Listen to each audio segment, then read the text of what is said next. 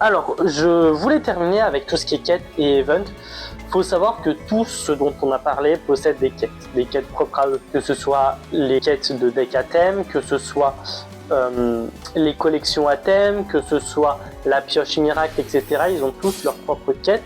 Et c'est vachement sympa parce que ça te permet d'obtenir des bonus, notamment des sabliers pour par exemple ouvrir plus de cartes, enfin de boosters. Pareil pour des sabliers miracles, je crois que ça s'appelle, pour pouvoir faire plus de pioches miracles.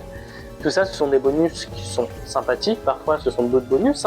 Ça peut être des portfolios, ça peut être des protège-cartes, ça peut être des pièces. Vous savez, les pièces pile ou face, qui peuvent servir pour le jeu. C'est pas nécessaire, mais c'est vachement sympa. En tout cas, rien que pour les boosters, c'est bénéf de ouf, tu vois. Personnellement, moi, la petite astuce que je fais, c'est j'ouvre tous les boosters que je peux ouvrir à la sortie d'une nouvelle extension et j'économise jusqu'à la prochaine.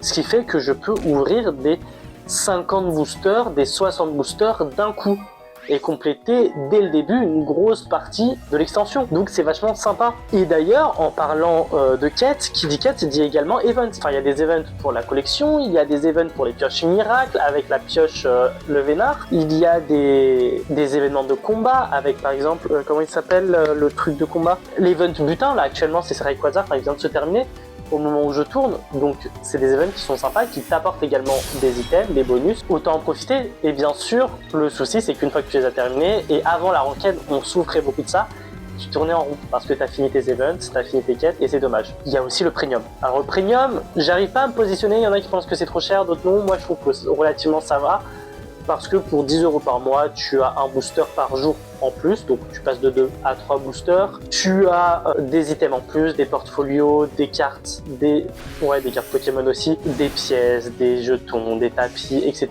exclusifs au premium. Donc voilà, des petits bonus en plus, pas nécessaire, si tu prends pas le premium, c'est pas grave en soi, tu vois, mais sympathique quand tu l'as, et un booster de plus par jour. Ça fait 30 boosters de plus au mois et tu passes de 60 à 90 boosters gratuits offerts. Donc voilà, ça reste sympathique et non négligeable en vrai pour une collection parce que sachant qu'il y a 5 par booster, ça te fait 90 x 5, donc 9 x 5 ça fait 45, 450 cartes d'ouvert.